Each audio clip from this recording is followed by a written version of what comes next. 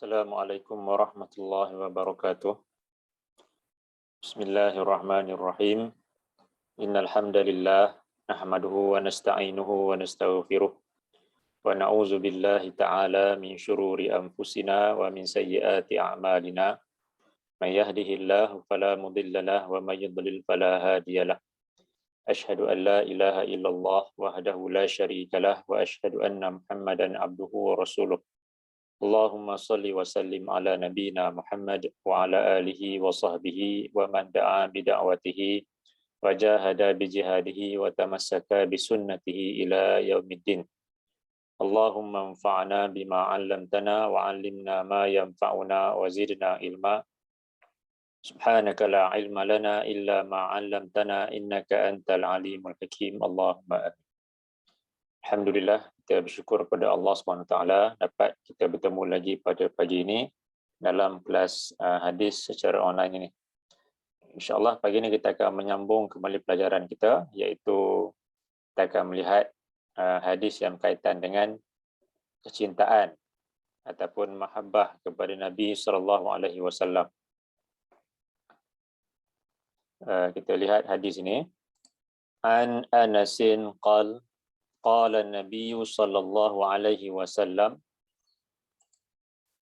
لا يؤمن أحدكم حتى أكون أحب إليه من والده وولده والناس أجمعين. Daripada Anas katanya, Nabi SAW bersabda, tidak sempurna iman seseorang kamu sehinggalah aku ini lebih dikasihi olehnya daripada bapanya, anaknya dan manusia seluruhnya.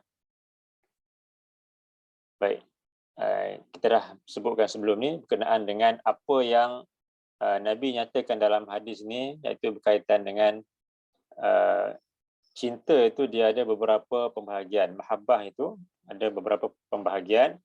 Ada yang disebutkan sebagai mahabbah ijlal wa azamah, iaitu cinta ataupun kasih sayang yang datang daripada sifat nak memuliakan seseorang. Kemudian yang keduanya mahabbah syafaqah, iaitu kasih yang ataupun cinta yang timbul disebabkan perasaan kasihan kita kepada orang yang lain. Kemudian ketiganya mahabbah musyakalah, iaitu perasaan kasih ataupun cinta yang timbul disebabkan ada persamaan di antara kita dengan seorang yang lain itu. Nabi secara tak langsung Nabi sebutkan tentang 3 jenis kecintaan ini, iaitu cinta disebabkan penghormatan seperti cintanya seorang anak kepada ibu bapanya. Kemudian keduanya cinta disebabkan oleh perasaan kasihan seperti cinta kepada anak-anak. Kemudian yang ketiganya cinta yang timbul disebabkan oleh perasaan adanya persamaan antara kita dengan orang yang lain, seperti kita kasihkan manusia yang lain selain daripada ibu dan juga ibu bapa dan juga anak itu. Tapi mahabbah cinta kepada Nabi ini dia mestilah melebihi ketiga-tiga jenis cinta ini. Itu mesti lebih daripada cinta kepada ibu bapa, kepada anak-anak ataupun kepada manusia seluruhnya. Dan kemudian kita dah lihat berkenaan dengan dorongan ke arah mahabbatur Rasul ataupun dorongan ke arah mencintai Rasul SAW. Kemudian kita juga dah melihat berkenaan dengan cara-cara ataupun bukti kasihkan Rasul SAW. Yang pertama ialah menghiasi diri dengan akhlak Nabi. Zaman akhlak Nabi itu datangnya daripada Al-Quran. Jadi seorang Muslim yang hendak mencontohi akhlak Nabi itu tidak boleh tidak wajib ke atasnya untuk mempelajari Quran, kitab yang Allah turunkan itu. Kerana akhlak Nabi itu datangnya daripada Al-Quran. Itu yang pertama. Kemudian yang keduanya adalah mengucapkan selawat dan salam ke atas baginda sallallahu alaihi wasallam. Yang mana ini suatu perintah daripada Allah kepada orang-orang yang beriman supaya mengucapkan selawat dan juga salam ke atas Nabi sallallahu alaihi wasallam. Dan kemudian yang ketiganya adalah kasihkan keluarga Nabi dan para sahabat baginda. Keluarga Nabi dan juga para sahabat baginda ini, mereka merupakan orang-orang yang mula-mula memeluk Islam, yang banyak berkorban ketika mana manusia yang lain tak nak untuk menerima apa yang Nabi sampaikan, bahkan menentang Nabi, tetapi mereka, iaitu ahli keluarga Nabi dan juga para sahabat baginda itu, mereka lah golongan yang terdahulu memeluk Islam dan sanggup untuk bersusah payah bersama-sama dengan Nabi SAW. Dan bila sebut keluarga Nabi, ia meliputi seluruh keluarga Bani Hashim, kemudian isteri-isteri baginda dan juga anak cucu keturunan baginda yang beriman dan juga yang mengikut sunnah baginda. Kemudian para sahabat baginda ni pula merujuk kepada seorang yang sempat bertemu dengan baginda, beriman dan kemudian mati dalam keadaan beriman kepada apa yang baginda sallallahu alaihi wasallam sampaikan itu. Itu tarikh bagi sahabat. Di antara bukti kasihkan Rasul itu adalah dengan mengasihi keluarga Nabi dan juga para sahabat baginda. Kemudian yang keempat adalah menggunakan panggilan yang disukainya. Itu panggilan yang tidak berlebih-lebihan. Yang mana Nabi sendiri melarang umat Islam supaya daripada berlebih-lebihan dalam memuji baginda kerana takut menimpa mereka sebagaimana yang telah menimpa umat yang terdahulu, iaitu kaum Yahudi dan juga kaum Nasrani khususnya, yang mana mereka mendewa-dewakan Nabi Isa alaihissalam sampai kepada tahap mensyirikkan Allah dengan Nabi Isa ni, jadikan Nabi Isa sebagai sekutu kepada Allah. Sebab itu Nabi larang panggilan-panggilan yang berlebih-lebihan. Bahkan Nabi suka dipanggil sebagai Rasulullah ataupun Abdullah. Jadi pagi ini kita akan sambung poin yang kelima, iaitu berkenaan dengan patuh dan taat. Baik. Bukti kasihkan Rasulullah sallallahu alaihi wasallam ialah dengan mengikut apa yang baginda sampaikan. Itu disebut sebagai mutaba'ah, iaitu mengikut apa yang baginda sampaikan. Dan tidak membelakangi Allah dan Rasulnya. Baik, kita lihat dalam surah 3 ayat 31. A'udzu billahi minasyaitonir rajim. Qul in kuntum tuhibbunallaha fattabi'uni yuhibbukumullahu wa yaghfir lakum dzunubakum wallahu ghafurur rahim.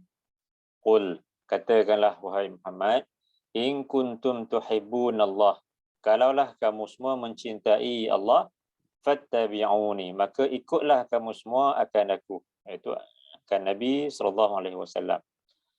Yuhibbukumullah, nescaya Allah akan mencintai kamu. Wa yaghfir lakum dzunubakum, dan nescaya Dia akan mengampunkan bagi kamu segala dosa-dosa kamu. Wallahu ghafurur rahim, dan Allah dialah Tuhan yang Maha Pengampun lagi Maha Penyayang.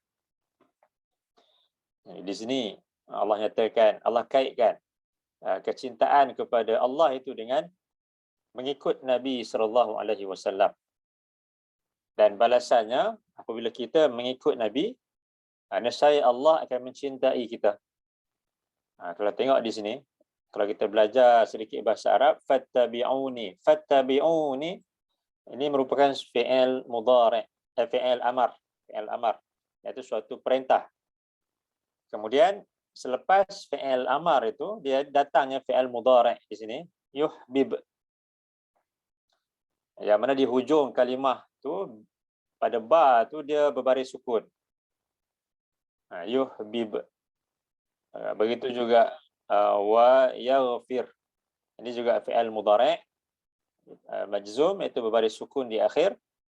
Yang mana kedua-dua ni ini merupakan suatu kesan ataupun akibat daripada perbuatan yang sebelumnya itu. Di perbuatan ini perintah Allah ni supaya kita mengikut Nabi. Jadi apa kesannya kalau kita mengikut Nabi? Kesannya nescaya Allah akan sayangkan kamu. Dan nescaya dia akan mengampunkan bagi kamu dosa-dosa kamu. Sebab itu wajib ke atas setiap Muslim itu untuk mengikut Nabi SAW ataupun disebut sebagai mutaba'atul Rasul, kerana ia merupakan tanda kita kasihkan Allah. Dan juga dengan cara tersebut Allah akan kasihkan kita dan Allah akan ampunkan segala dosa-dosa kita apabila kita ni mengikut Nabi SAW. Kemudian begitu juga Allah sebut dalam surah 49. A'udzu billahi minasyaitonir rajim. Bismillahirrahmanirrahim. Ya ayyuhalladzina amanu la tuqaddimu baina yadayillahi wa rasulih wattaqullaha innallaha samii'un 'alim. Ya ayyuhalladzina amanu la tarfa'u aswatakum fawqa sawtin nabi ولا تجهروا له بالقول كجهر بعضكم لبعض أن تحبط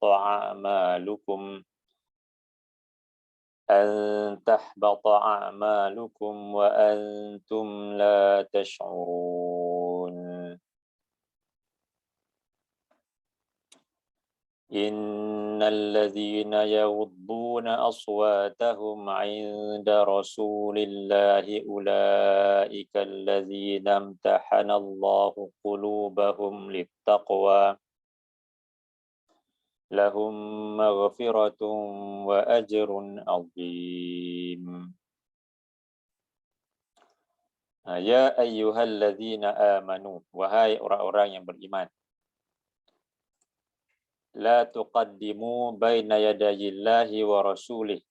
Janganlah kamu mendahului di hadapan Allah dan Rasulnya, ataupun janganlah kamu membelakangkan Allah dan Rasulnya. Wattaqullah, dan bertakwalah kamu kepada Allah. Innallaha sami'un alim. Sesungguhnya Allah itu adalah maha mendengar lagi maha mengetahui. Dalam ayat yang pertama ni Allah suatu larangan daripada Allah terhadap orang-orang yang beriman supaya janganlah orang-orang yang beriman mendahului Allah dan juga Rasul ataupun membelakangi perintah Allah dan juga perintah Rasul, Al-Quran dan juga As-Sunnah itu. Ayat yang kedua Allah sebutkan, ya ayyuhallazina amanu, wahai orang-orang yang beriman, la tarfa'u aswatakum fawqa sautin nabi. Janganlah kamu mengangkat suara-suara kamu di atas daripada suara Nabi. Jadi para sahabat dahulu, sebahagian di kalangan mereka, ketika mereka bercakap di hadapan Nabi, mereka meninggikan suara mereka. Jadi Allah turunkan ayat ini untuk menegur para sahabat supaya jangan meninggikan suara di hadapan Nabi. Begitu juga selepas Allah nyatakan wala tajharu lahu bil qaul, dan janganlah kamu mengeraskan suara kamu ketika berkata kepadanya. Jadi ini ketika Nabi masih hidup, kita dilarang untuk mengangkat suara atau mengeraskan suara di hadapan baginda. Dan sekarang baginda telah pun wafat, dan apa yang baginda tinggalkan adalah Al-Quran dan juga hadis-hadis baginda. Jadi apabila sampai kepada kita ayat-ayat Allah dan juga hadis-hadis Nabi yang sahih, jadi kita mesti menerima Quran dan juga hadis tersebut, kerana ia merupakan suatu Quran merupakan kalamullah, manakala hadis itu jika ianya sahih maka ia merupakan kata-kata daripada Nabi sallallahu alaihi wasallam. Jadi tak boleh untuk kita tak pedulikan kata-kata Allah ataupun kata-kata Rasul. Tak boleh untuk kita belakangkan kata-kata Allah dan kata-kata Rasul itu. Allah sebut di sini, dan janganlah kamu mengeraskan suara kamu kepadanya seperti kajahri ba'dikum li ba'din, seperti kerasnya kata-kata kamu kepada sebahagian yang lain di kalangan kamu. Di kata-kata Allah, begitu juga kata-kata Rasul taklah sama seperti kata-kata manusia yang lain. Kata-kata manusia yang lain kita boleh untuk terima, kita boleh untuk tolak. Tapi kata-kata Allah dan kata-kata Rasul, itu hadis yang sahih, itu dia tak boleh untuk kita menolak. Ya. Dan Allah sebut di sini, antahbata a'malukum wa antum la tash'urun. Dan kalaulah kamu mengangkat suara kamu dan juga mengeraskan suara kamu kepadanya, dia akan menyebabkan akan mensia-siakan amalan-amalan yang kamu lakukan. Wa antum la tash'urun, dalam keadaan kamu tidak sedar tentang perkara itu. Jadi apabila kita menolak ayat-ayat Allah ataupun kita menolak hadis-hadis Nabi, ia akan menyebabkan amalan yang kita lakukan akan menjadi sia-sia di sisi Allah. Tak ada nilai di sisi Allah.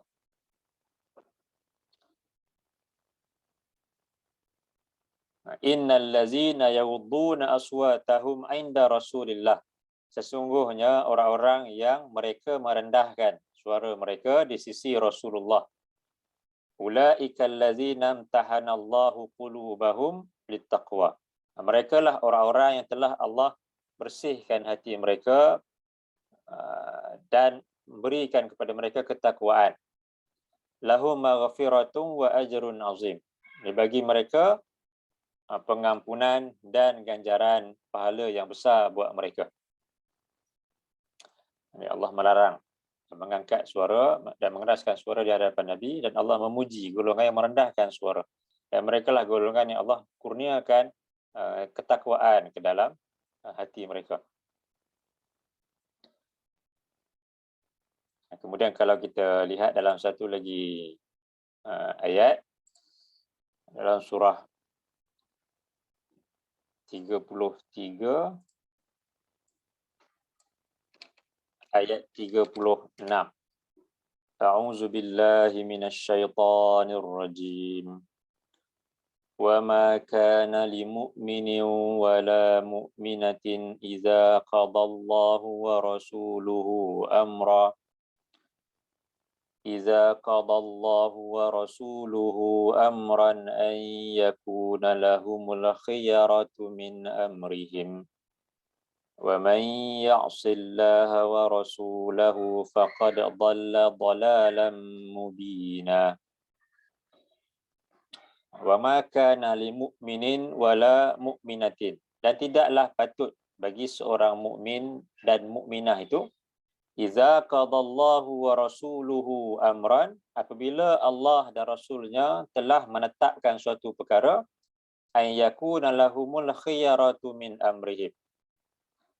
Kemudian mereka ada pula suatu pilihan yang lain untuk urusan-urusan mereka. Dia Allah nyatakan di sini, tidaklah patut bagi orang-orang yang beriman, sama ada lelaki ataupun wanita, apabila Allah telah menetapkan suatu perkara, Allah dan Rasulnya telah menetapkan suatu perkara, maka tak boleh ada pilihan yang lain untuk urusan mereka itu. Kerana Allah lah yang maha mengetahui tentang apa yang terbaik buat hamba-hambanya. Dan Allah perintahkan supaya Nabi sampaikan kepada kita. Jadi apa yang datang daripada Allah dan apa yang datang daripada hadis-hadis yang sahih, maka itulah pilihan yang terbaik buat orang-orang yang beriman. Wa may ya'sillaha wa rasulahu faqad dhalla dhalalan mubina. Dan siapa yang derhaka kepada Allah dan Rasulnya, maka benar-benar dia telah sesat dengan kesesatan yang jelas nyata. Siapa yang derhaka kepada Allah dan Rasulnya, itu golongan yang enggan untuk mengikut Al-Quran dan enggan untuk mengikut sunnah Rasulullah itu, walaupun tahu ia hadis yang sahih. Faqad dhalla dhalalan mubina, maka benar-benar dia telah sesat dengan kesesatan yang jelas nyata. Dia bagi orang-orang yang beriman kepada Allah dan kepada Rasul, apabila telah ada ketetapan daripada kedua-duanya, daripada Quran dan juga daripada sunnah, maka kita sebagai orang-orang yang beriman hanya perlu untuk mengikut sahaja perintah tersebut. Jika kita nak mengikut kata-kata yang lain, saya nak mengikut nenek moyang saya nak mengikut kata guru saya nak mengikut majoriti manusia yang lain, maka ini suatu pilihan yang lain daripada Allah dan juga daripada Rasul. Selain daripada Allah dan Rasul, kita boleh terima dan kita boleh tolak. Kita kena kaji dulu, sama ada apa yang kita nak ikut itu, adakah ia bertepatan dengan Quran dan juga sunnah. Dan kalau ia bertentangan, kita perlu meninggalkan, walaupun mungkin ia datang daripada orang-orang yang kita hormati, orang-orang yang kita sayang dan sebagainya. Kerana yang paling utama bagi orang-orang yang beriman ialah mengikut perintah Allah dan juga perintah Rasul sallallahu alaihi wasallam. Kembali kepada nota tadi, mutaba'ah. Mutaba'ah itu meliputi apa yang baginda lakukan dan apa yang baginda tinggalkan. Mutaba'ah merujuk kepada dua perkara, bukan sekadar apa yang baginda kerjakan, lakukan, juga termasuk apa yang baginda tinggalkan. Mutaba'ah kepada apa yang baginda lakukan ialah an naf'ala surata ma fa'ala alal wajhi allazi fa'ala li ajli annahu fa'ala. Hendaklah kita melakukan menurut rupa apa yang baginda lakukan, di atas tujuan yang baginda lakukan, kerana ia adalah apa yang baginda lakukan. Jadi apa sahaja yang baginda lakukan, jadi kita mesti lakukan dan mesti mengikut tujuan yang sama. Mengapa baginda lakukan perkara sedemikian itu. Kemudian begitu juga kepada apa yang baginda tinggalkan. Mutaba'ah kepada apa yang baginda tinggalkan ialah an natruka mislama taraka. Hendaklah kita meninggalkan seperti apa yang baginda tinggalkan. Alal wajhil lazi taraka, menurut tujuan yang baginda tinggalkan. Li ajli annahu taraka, kerana ia adalah apa yang baginda tinggalkan. Di agama Islam ini, ia telah sempurna sebelum kewafatan Rasul sallallahu alaihi wasallam. Jadi apa yang menjadi agama syariat ketika Nabi masih hidup itu, dan kemudian selepas baginda wafat, ia akan kekal menjadi syariat. Dan apa yang tidak menjadi syariat, apa yang baginda tidak lakukan ketika baginda masih hidup dan kemudian baginda wafat dan keadaan baginda tinggalkan perkara tersebut, maka ia tetap juga tidak akan menjadi syariat. Maka ia juga perlu kita tinggalkan, kerana Nabi kerana Nabi meninggalkan ketika baginda masih hidup. Dan bila kita sebutkan tentang apa yang baginda tinggalkan ini, dia ada beberapa perkara yang kita kena perhatikan. Ada perkara yang Nabi tinggalkan ketika zaman ketika baginda masih hidup disebabkan tiada sebarang dorongan, tiada pendorong. Contohnya seperti penyusunan ilmu nahu ataupun penyusunan ilmu hadis, fiqh dan sebagainya. Jadi ketika zaman Nabi dahulu, untuk menyusun ilmu nahu, hadis dan sebagainya ni, dia masih lagi belum ada dorongan kerana baginda masih hidup. Jadi apa-apa masalah yang berlaku di kalangan para sahabat, jadi mereka terus pergi bertemu dengan Nabi dan bertanya dengan Nabi SAW. Disebabkan itu, Nabi tak pernah menyusun ilmu-ilmu tersebut. Tetapi selepas Nabi wafat, Jadi penyusunan ilmu nahu, hadis dan sebagainya ni dimulakan oleh golongan yang kemudian golongan salafus saleh itu di kalangan para sahabat tabi'in ataupun golongan tabi'ut tabi'in. Jadi ini boleh untuk dilakukan. Nabi tinggalkan dahulu kerana tak ada dorongan. Tapi selepas masuk zaman sahabat, zaman tabi'in, zaman tabi'ut tabi'in, ada dorongan, ada keperluan kepada perkara tersebut. Jadi mereka melakukannya. Seperti pengumpulan Al-Quran menjadi mushaf. Kemudian penyusunan ilmu-ilmu Islam ini dimulakan selepas zaman Nabi kerana adanya dorongan itu. Kemudian yang keduanya, ada perkara yang Nabi tinggalkan ketika zaman Nabi dahulu kerana ada penghalang kepada perkara tersebut. Seperti contohnya seperti solat tarawih yang Nabi kerjakan secara berjamaah. Pada mulanya Nabi kerjakan, kemudian diikut oleh para sahabat selama 3 malam. Kemudian hari yang keempat, para sahabat tertunggu-tunggu Nabi untuk solat tarawih bersama-sama dengan mereka. Tapi Nabi tak keluar hari yang keempat tersebut. Kemudian esoknya ditanya, kenapakah Nabi tak keluar untuk solat tarawih berjemaah bersama-sama dengan mereka? Nabi mengatakan, Nabi risau ia diwajibkan ke atas umat baginda. Jadi Nabi meninggalkan tarawih berjemaah bersama para sahabat tersebut kerana risau ia diwajibkan oleh Allah ke atas umat baginda. Tapi kemudian ketika zaman Khalifah Umar, Khalifah Umar menghidupkan kembali perkara tersebut dan memerintahkan untuk solat tarawih di bawah suatu imam. Beliau melantik Ubay bin Ka'ab menjadi imam dalam solat tarawih dan didirikan secara berjemaah itu. Kerana penghalang itu dah tak ada dah. Penghalang takut ia diwajibkan ke atas umat Nabi dah tak ada disebabkan Nabi dah wafat. Dalam keadaan perkara tersebut adalah menjadi suatu sunnah tidak diwajibkan. Disebabkan itulah ketika zaman Umar dihidupkan kembali solat tarawih secara berjemaah ini. Jadi itu yang kedua. Perkara yang Nabi tinggalkan kerana ada penghalang ketika baginda masih hidup. Tapi kemudian dibuat oleh para sahabat kerana penghalang tu dah tak ada dah. Kemudian yang ketiganya, ketika zaman Nabi Nabi tinggalkan perkara tersebut walaupun ada dorongan untuk melakukannya dan juga tiada penghalang untuk baginda melakukannya, tapi tetap baginda tinggalkan. Jadi sunnahnya kita tinggalkan perkara tersebut.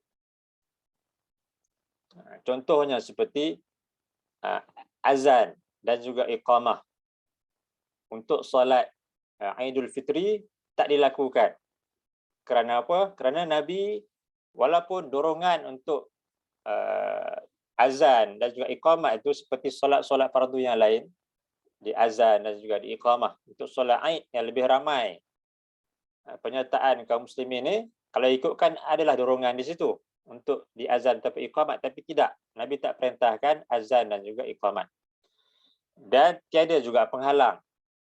Nabi boleh je suruh Bilal ke ataupun Ibnu Ummi Maktum untuk azan, untuk solat Aid itu. Tapi Nabi tidak perintahkan. Dan Nabi tinggalkan perkara tersebut. Jadi perkara yang Nabi tinggalkan ketika zaman baginda masih hidup, walaupun ada dorongan untuk melakukannya dan tiada penghalang untuk melakukannya, maka sunnahnya adalah kita meninggalkan perkara tersebut. Dan bila kita lakukan, dia akan menjadi suatu bentuk bid'ah lah, perkara yang baru yang diadakan disebabkan Nabi tinggalkan perkara tersebut. Jadi itu 3 perkara.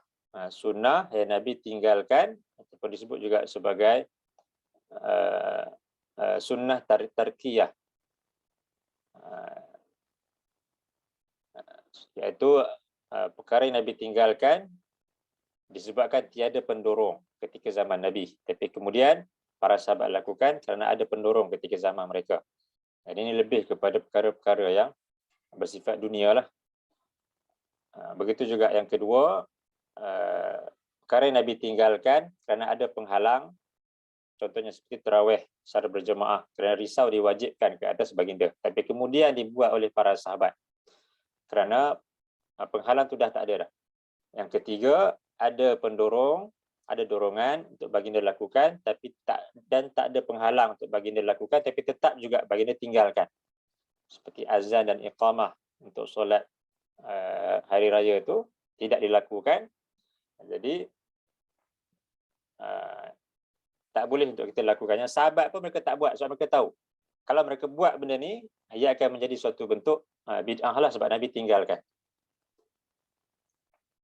Dia berbeza dengan dua perkara yang di atas tadi. Baik. Kemudian kata Al-Imam Abu Abdillah Muhammad bin Idris Asy-Syafi'i. Itu Al-Imam Asy-Syafi'i rahimahullah, amantu billah wa ma jaa 'anillah ala muradillah wa amantu bi rasulillah wa ma jaa 'an rasulillah ala muradi rasulillah. Aku beriman kepada Allah dan kepada apa yang datang daripada Allah sebagaimana yang dikehendaki Allah. Aku beriman kepada Rasulullah dan kepada apa yang datang daripada Rasulullah sebagaimana yang dikehendaki Rasulullah. Baik. Itu poin yang ke-5, iaitu tanda atau pembukti kasihkan Rasul adalah patuh dan juga taat. Iaitu mengikut bermutabaah, mengikut segala yang baginda lakukan dan mengikut segala yang baginda tinggalkan itu. Kemudian yang ke-6. Yang ke-6 adalah membuang bid'ah.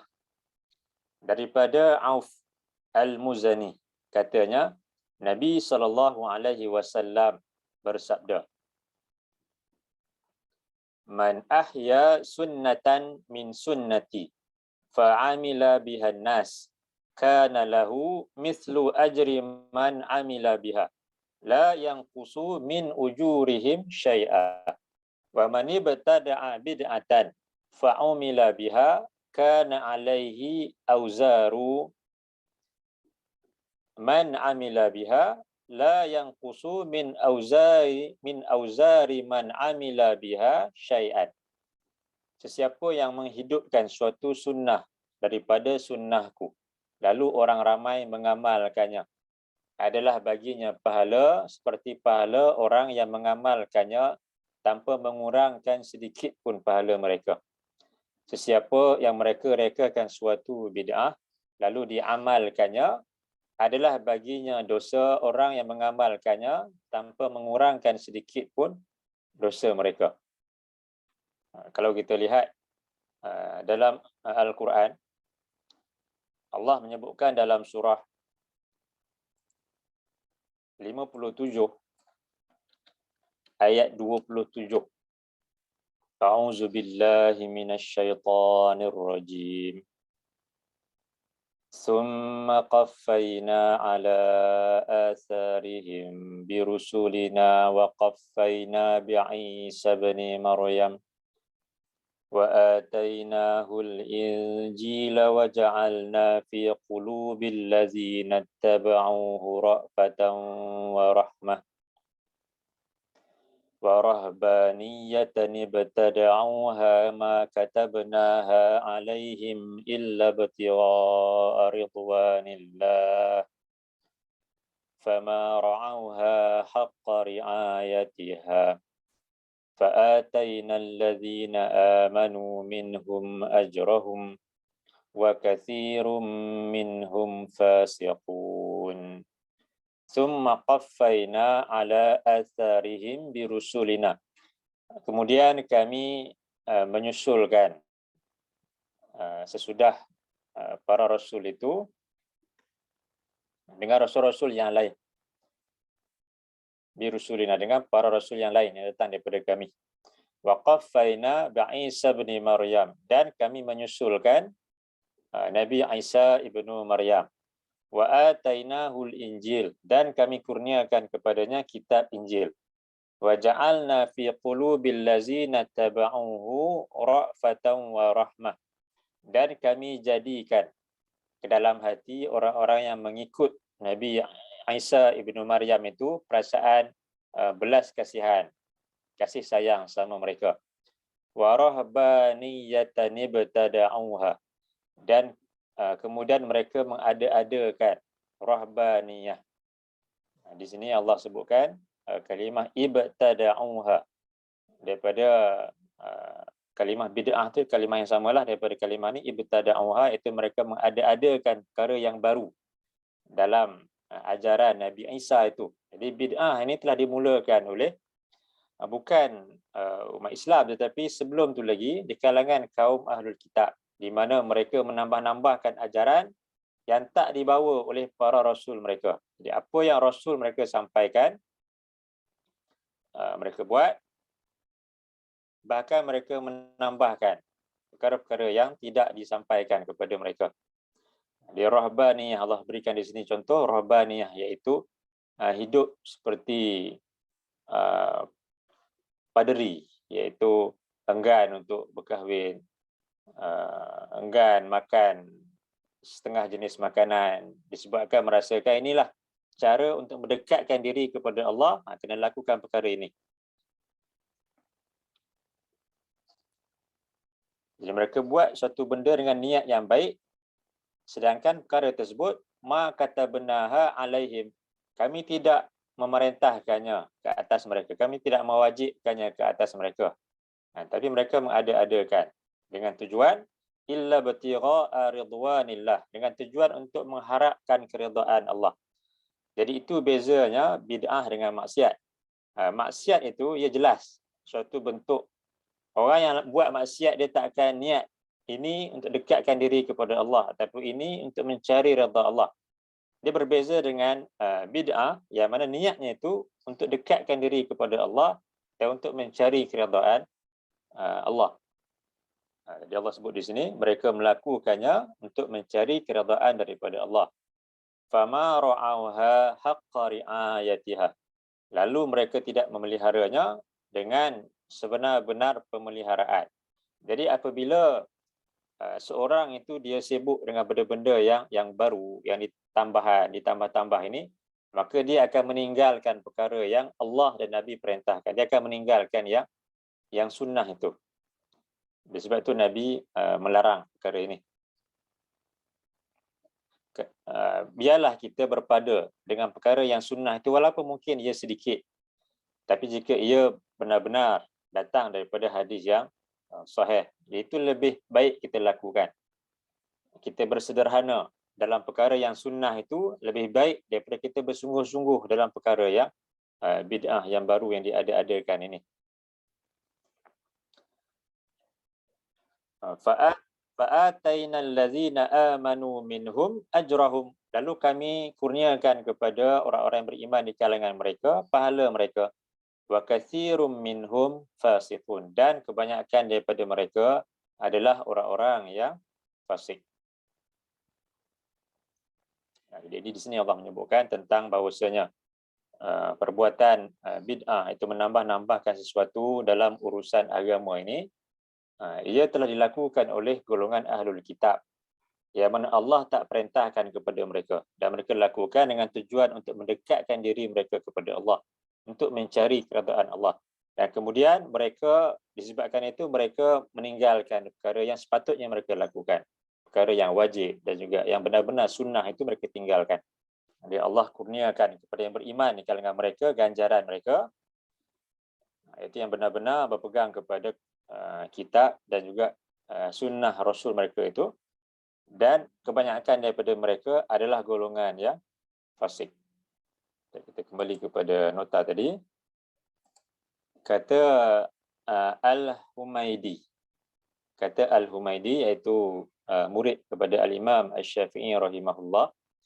Kata Al-Humaidi, kami pernah duduk bersama Asy-Syafi'i, lalu seorang lelaki bertanya suatu masalah, maka ia pun menjawab, qada Rasulullah sallallahu alaihi wasallam kaza wa kaza. Rasulullah sallallahu alaihi wasallam telah memutuskan sekian-sekian. Kemudian tanya lelaki itu kepada Al-Imam Asy-Syafi'i rahimahullah, ma taqul, apa pendapat tuan? Kemudian jawab Al-Imam Asy-Syafi'i, subhanak tarani fi kanisah, tarani fi bi'ah, tara ala wasati zunnara, aqulu laka qada Rasulullah sallallahu alaihi wasallam wa anta taqulu li ma taqulu anta. Subhanallah, apakah engkau pernah melihat aku di gereja? Apakah engkau pernah melihat aku di kuil? Apakah engkau pernah melihat selempang zunnar melilit di tengah-tengah tubuhku? Itu selempang yang digunakan oleh kaum Majusi. Aku mengatakan Rasulullah SAW telah memutuskan sekian-sekian. Kamu tanyakan pula kepadaku apa pendapat tuan. Ini kata-kata Al-Imam Asy-Syafi'i kepada orang yang mempersoalkan. Walaupun setelah dijelaskan Al-Imam Asy-Syafi'i ini apa yang Allah dan Rasul sebutkan, tapi tetap juga ditanya apakah pendapat beliau sendiri. Apabila telah jelas ia datang daripada Allah dan Rasul, jadi kita perlu untuk mengikut. Jadi sebab itulah kata-kata imam-imam mazhab itu, termasuklah Al-Imam Asy-Syafi'i sendiri, iza sahal hadis fahuwa mazhabi. Apabila sahihnya suatu hadis itu, maka ia adalah pendapat aku. Begitu juga imam-imam yang lain pun sama juga. Mereka menyebutkan kata-kata yang sama, iaitu apabila adanya berlakunya mungkin pendapat-pendapat mereka yang bertentangan, ataupun mungkin disebabkan tak sampainya hadis kepada mereka, ataupun disebabkan mereka terlupa ataupun tersilap. Jadi bila dikaji dan ia tidak bertepatan dengan hadis yang sahih, maka mereka menyuruh untuk mengikut hadis yang sahih itu. Jadi itu yang ke-6. Tanda dan pembukti kasihkan Rasul sallallahu alaihi wasallam adalah membuang perkara bid'ah, iaitu perkara-perkara yang baru yang diada-adakan, yang ditambah-tambah dalam urusan agama ataupun ibadah itu. Baik. Seterusnya yang ke-7. Yang ke-7 adalah berjuang dan berkorban pada jalan Allah. Jika seorang Muslim itu hendak bersama Nabi sallallahu alaihi wasallam di syurga, ia mesti mengikut jalan yang dilalui baginda walau apa pun ujian dan cubaannya. Jadi Allah menyebutkan dalam surah 2 ayat 214. A'udzu billahi minasyaitonir rajim. Am hasibtum an tadkhulul jannah walamma ya'tikum mathalul ladzina khalau min qablikum massathumul ba'sa'u wad-dharra'u وزلزلوا حتى يقول الرسول والذين آمنوا معه متى نصر الله ألا إن نصر الله قريب أم حسبتم أن تدخلوا الجنة. Apakah kamu menyangka bahawa kamu akan dapat untuk masuk ke dalam syurga? Walamma ya'tikum mathalul ladzina khalau min qablikum. Sedangkan belum sampai kepada kamu ujian ataupun cubaan yang telah menimpa orang-orang yang sebelum daripada kamu. Massathumul ba'sa wad-dharra. Telah menimpa mereka kesusahan dan penderitaan. Wazulzilu hatta yaqula ar-rasul wallazina amanu ma'ahu. Dan digoncangkan pendirian mereka sehinggalah Rasul dan orang-orang yang beriman yang bersama dengannya mengatakan, mata nasrullah, bilakah akan datangnya pertolongan daripada Allah. Ala inna nasrallahi qarib. Ketahuilah, sesungguhnya pertolongan daripada Allah itu adalah dekat. Di sini Allah menyatakan, untuk masuk ke dalam syurga itu bukanlah suatu perkara yang mudah. Jadi untuk masuk ke dalam syurga perlu kepada ujian dan juga cubaan sebagaimana telah menimpa golongan yang terdahulu, yang mana mereka ini golongan yang Allah puji mereka, golongan yang Allah janjikan syurga buat mereka disebabkan mereka layak untuk mendapatkan syurga Allah itu. Sebagaimana Allah memuji para sahabat Nabi radhiyallahu alaihim ajma'in. Allah redha kepada mereka disebabkan segala pengorbanan mereka, perjuangan mereka untuk menegakkan dan menyebarkan kitabullah dan juga sunnah Rasulullah itu. Disebabkan itulah mereka layak untuk mendapatkan syurga Allah. Sehinggalah Allah menurunkan ujian yang berat kepada mereka. Ayat ini turun disebutkan ketika berlakunya peperangan Khandaq, yang mana umat Islam dikepung selama 40 hari oleh golongan kufar, yang mana mereka tak boleh untuk keluar daripada bumi Madinah itu, sehinggalah bekalan, makanan, minuman dan sebagainya hampir habis. Dan ini suatu keadaan yang sangat-sangat berat, sehinggalah Allah mendatangkan pertolongan kepada baginda dan juga para sahabat dengan mendatangkan angin taufan yang menerbangkan segala kemah-kemah dan alatan-alatan persediaan milik golongan Ahzab itu. Allah sebut di sini. Tapi sebelum datangnya pertolongan Allah itu, mereka bertanya-tanya kepada Nabi, bilakah Allah nak tolong mereka? Diriwayatkan 40 hari barulah datang pertolongan daripada Allah itu dalam bentuk taufan yang memusnahkan golongan Ahzab itu, memusnahkan segala kemah-kemah dan juga persiapan mereka.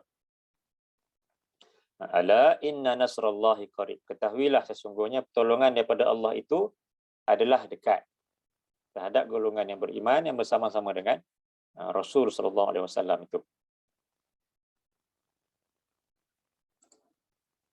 Kemudian begitu juga kalau kita lihat Allah menyebutkan dalam surah 49 ayat yang ke-14. A'udzu billahi minasy syaithanir rajim.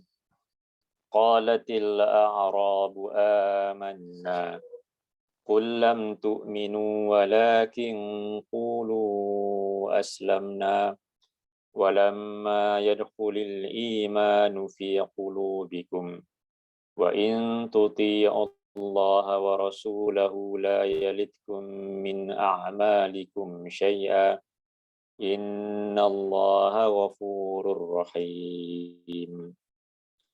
Innamal mu'minuna alladzina amanu billahi wa rasulihi thumma lam yartabu wa jahadu bi amwalihim wa anfusihim fi sabilillah ulaika humus shadiqun. Qalatil a'rabu amanna. Orang-orang Arab Badui itu mereka mengatakan, kami telah beriman. Kami ini mukmin. Qul lam tu'minu. Katakanlah wahai Muhammad kepada mereka, kamu belum lagi beriman. Walakin qulu aslamna. Akan tetapi katakanlah kamu semua, kami ini muslim. Kami ini telah masuk Islam. Walamma yadkhulul imanu fi qulubikum. Sedangkan iman itu belum lagi masuk ke dalam hati-hati kamu. Jadi ayat ini menjadi dalil bahawasanya seorang muslim itu tidak semestinya dia seorang yang beriman.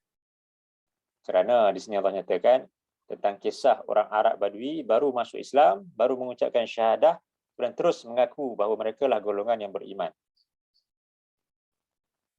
Sedangkan Allah sebutkan iman itu belum lagi masuk ke dalam hati-hati kamu.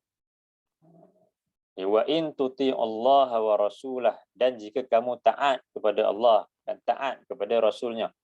Jadi tanda golongan yang beriman adalah apabila dia taat kepada Allah dan Rasul. Dia mengikut Al-Quran dan mengikut sunnah Rasul itu.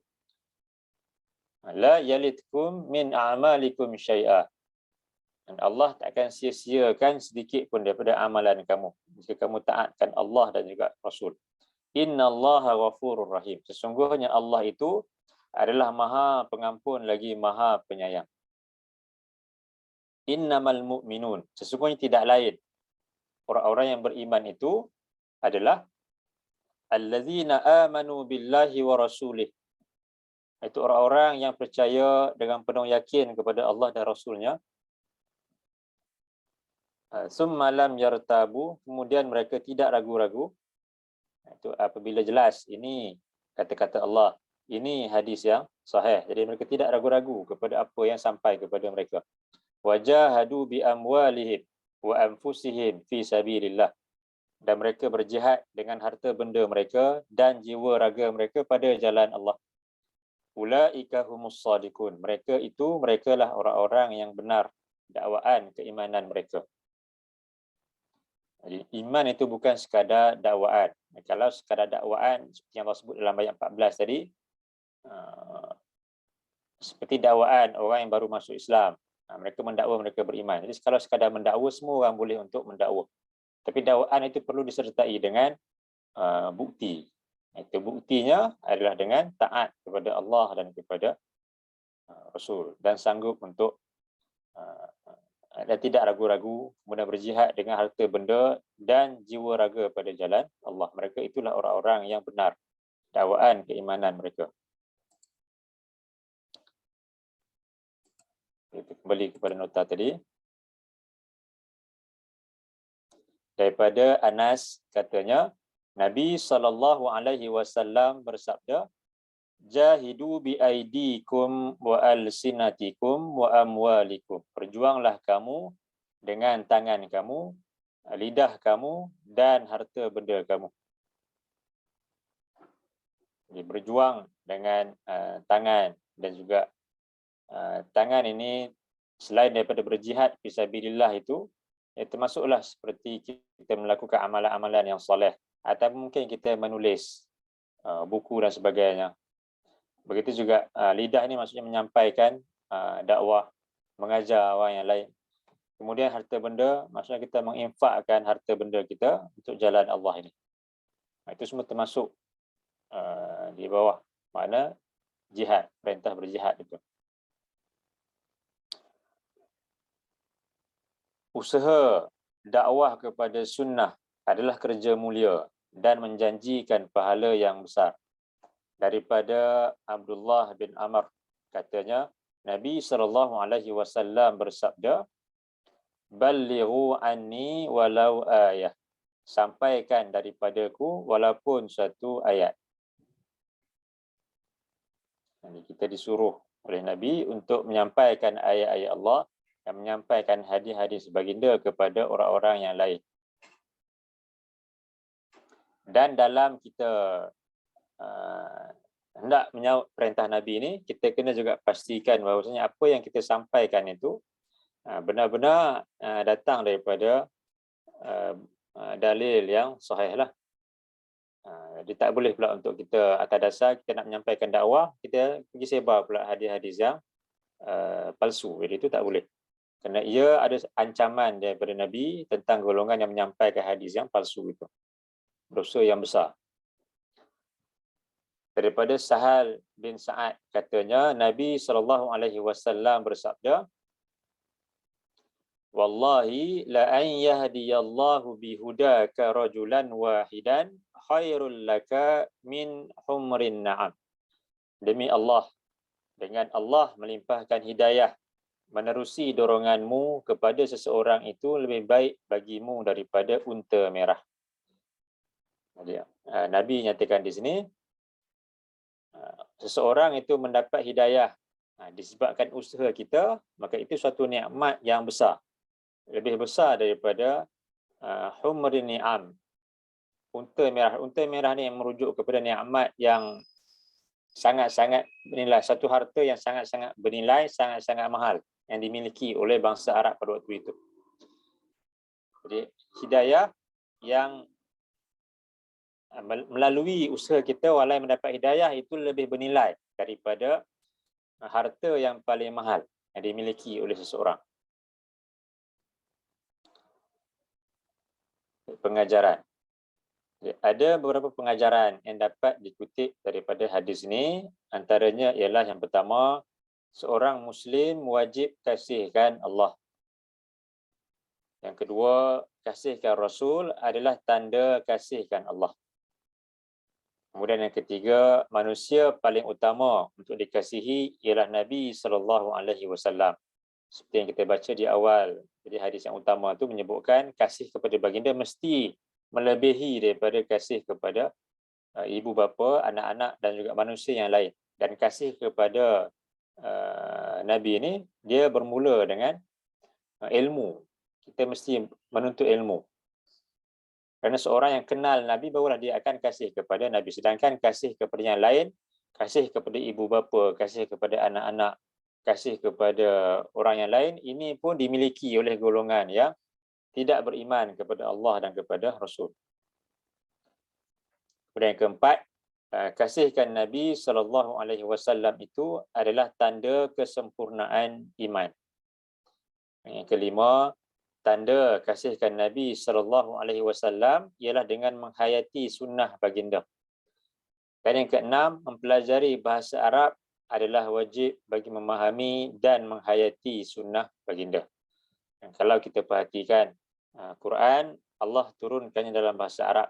Begitu juga Allah lantik Nabi yang terakhir di kalangan bangsa Arab, dan hadis-hadis baginda sampaikan dalam bahasa Arab. Jadi sebagai seorang Muslim yang mengaku beriman kepada Allah dan kepada Rasul, jadi kita kena sedar bahawasanya mempelajari bahasa Arab itu adalah wajib ke atas kita dengan tujuan untuk memahami Al-Quran dan juga memahami sunnah baginda. Kerana kefahaman kepada Quran dan juga sunnah itu takkan sempurna melainkan dengan mempelajari bahasa Arab. Jadi alhamdulillah kita telah selesaikan nota yang ketiga ini, itu berkenaan dengan sunnah atau berkenaan dengan cinta kepada Rasul sallallahu alaihi wasallam. Jadi insya-Allah untuk hari ini kita akan berhenti setakat ini dulu. Jadi, sebelum kita akhiri, ada apa-apa?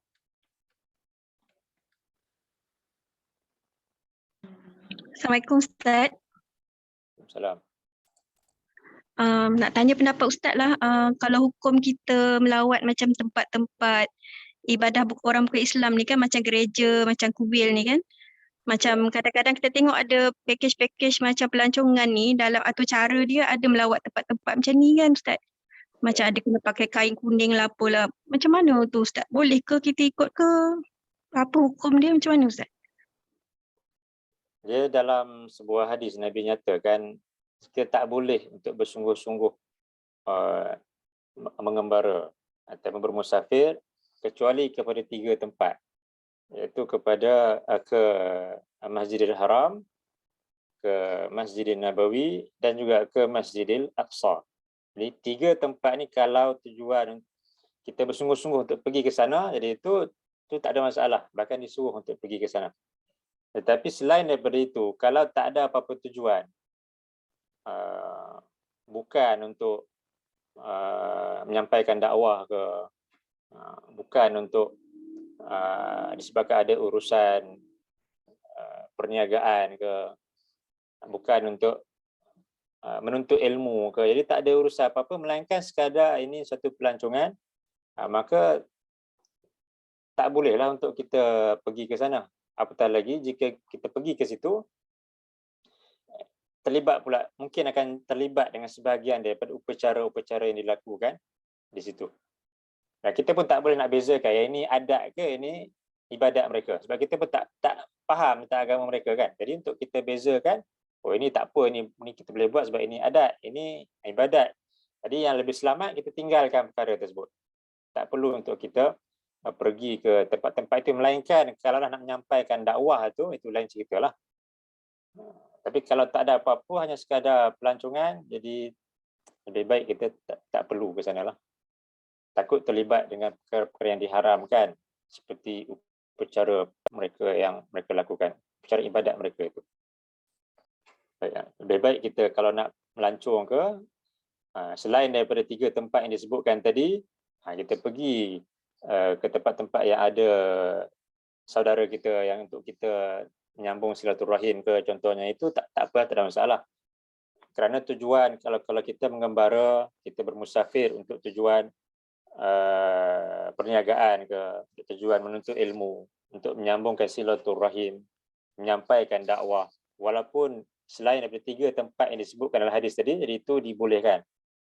Tapi kalau tempat lain, apatah lagi jika tempat tersebut berkaitan pula dengan agama, suatu agama itu, jadi eloklah kita tinggalkan perkara tersebut.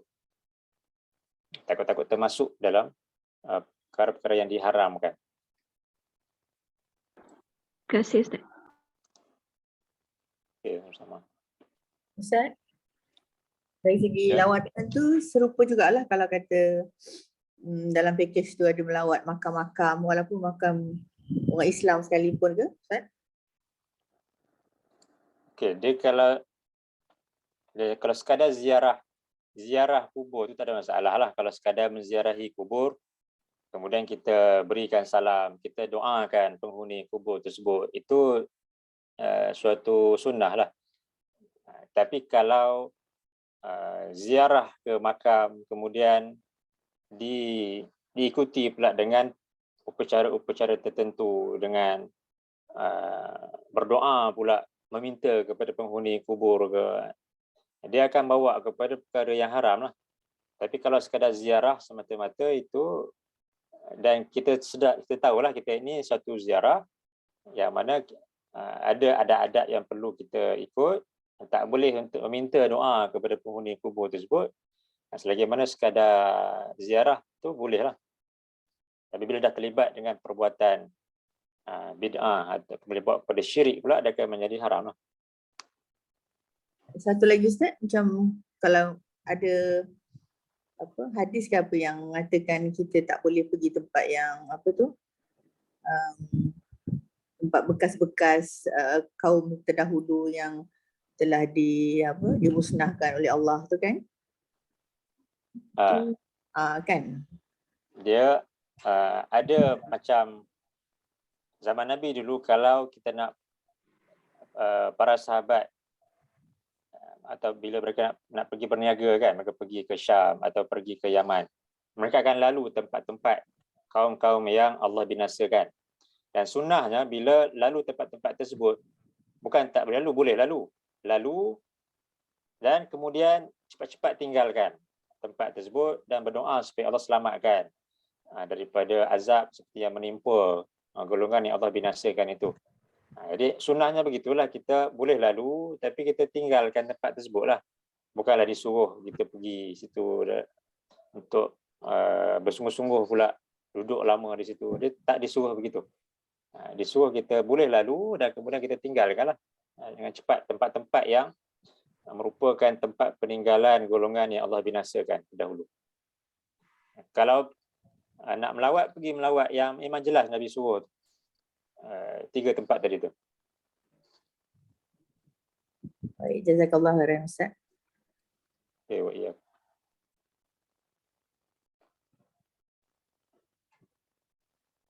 Okay. Baik, jadi kalau tak ada apa-apa lagi, insya-Allah alhamdulillah setakat itu dulu untuk pagi ini. Insya-Allah kita akan bertemu lagi dalam kelas yang akan datang. Mudah-mudahan apa yang disampaikan pada pagi ini dapat kita ambil sikit sebanyak manfaat, dan kita sedar tentang kepentingan ataupun kewajipan kita untuk kita mencintai Nabi SAW. Dan antara cara untuk kita mencintai Nabi ini adalah dengan kita mengikut perkara yang ditinggalkan oleh Nabi, iaitu kitabullah ini, Al-Quran, dan juga sunnah Rasulullah SAW itu. Jadi kalau kita kata kita ni mencintai Nabi, tak ada cara yang paling baik untuk kita zahirkan melainkan dengan kita ni bersungguh-sungguh mempelajari Al-Quran dan bersungguh-sungguh mempelajari sunnah Rasulullah itu. Kerana itulah yang paling utama yang dibuat oleh para sahabat baginda. Jadi moga-moga Allah masukkan kita semua ni ke dalam golongan yang benar-benar mencintai Nabi SAW. Setakat itu dulu untuk pagi ini. Aqulu qawli hadza wa astaghfirullahal azim li wa lakum. Allahumma ja'al hadha jam'ana jam'an marhuma wa tafarruqana min ba'dihi tafarruqan ma'suma. Allahumma inna na'udzubika minal baras wal junun wal juzam wa min sayyi'il asqam. Allahumma inna nas'aluka ilman nafi'a wa rizqan tayyiba wa amalan mutaqabbala. Subhanakallahumma wa bihamdika asyhadu an la ilaha illa anta astaghfiruka wa atubu ilaik. Wa sallallahu ala nabiyyina Muhammad wa ala alihi wa sahbihi wa sallam. Alhamdulillahi rabbil alamin. Allahumma amin. Assalamualaikum warahmatullahi wabarakatuh. Waalaikumsalam warahmatullahi wabarakatuh. Jazakallah khairan Ustaz. Wa iyyakum. Salam, jazakallah khairan Ustaz. Wa iyyakum.